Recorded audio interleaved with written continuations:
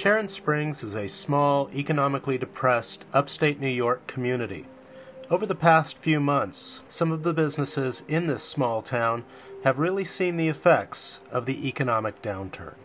Well, Sharon Springs is originally a very famous resort town that has turned into something of a ghost town and has had a revival in the last 10 or 15 years. There's been a small renaissance which was basically led by the American Hotel across the street and the shops around here. But the tourist attraction here were the mineral baths, Sulphur Springs, Magnesium, and Chalybeate. And a group of Koreans bought them 4 years ago, and we're hoping, against hope, that they'll invest not their promised $31 million, but even a few $1,000,000 would make a difference in our community. How has business been? It's been remarkably good. 5 years, not just in the last few. It's amazing, but people will come a long way for quality. They'll come a long way for something that is affordable, but also a luxury.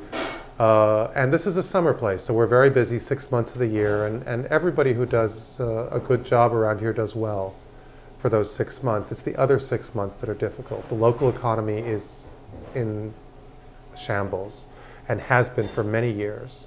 It's a typical upstate New York story where the metropolitan centers pull away all the talent, have all the investment, and they leave pools of labor sort of straggling around the countryside, driving 50 and 60 miles every day to work. And in the last few months, as the national economy has churned into a nightmare, how has that affected you? Well, what's interesting here is that local people, and even well-off people who are from New York or from other places that retired up here, they didn't have that much money in the stock market, so it didn't hurt them that much. A lot of them, you know, these foreclosures, we didn't see as much of it up here because this place was already depressed, because there were a lot of very poor people around here in the first place.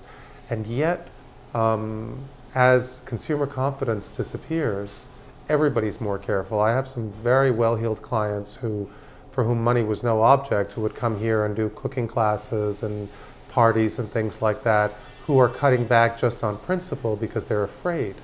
And when that sort of upper middle class, sort of almost retired community starts getting nervous, a lot of places like this, which depend on the discretionary dollar, really suffer.